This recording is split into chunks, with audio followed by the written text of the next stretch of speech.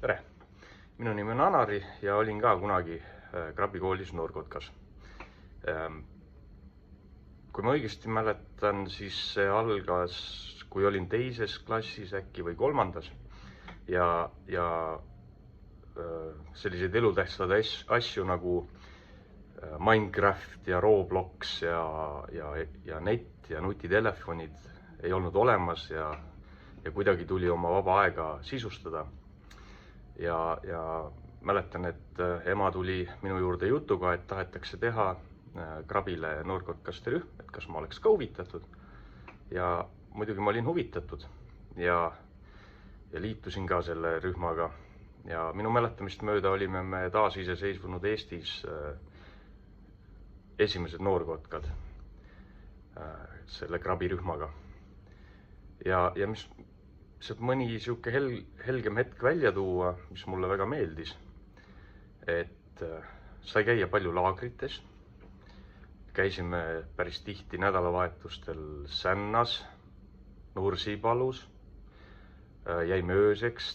Meil olid suured jaotelgid, kus oli ahi.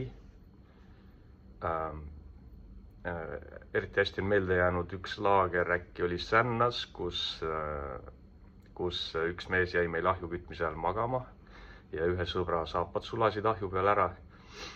Ja on ka meelde jäänud kõik need laskmised ja asjad, mis olid väikse poisi jaoks väga põnevad.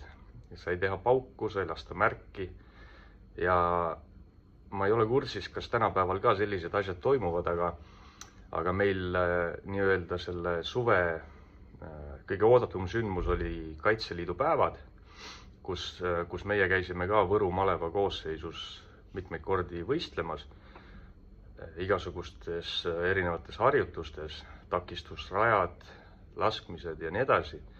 Ja me võitsime ka päris mitu korda ära need asjad. Et oli väga äge aeg ja teil soovitan sellega edasi tegeleda, kes veel ei ole liitunud, nendel soovitaks liituda, sest need Robloxid ja Minecraftid on kindlasti väga ägedad, aga päriselus pole sellega nagu mitte midagi teha, et abiks tuleb see, kui oskad mõnda sõlme teha, looduses ellu jääda ja vajadusel ka püssi lasta. Ja sellest on palju rohkem kasu kui arvutis istumisest. Nii et jätkake samas vaimus ja olge tublid.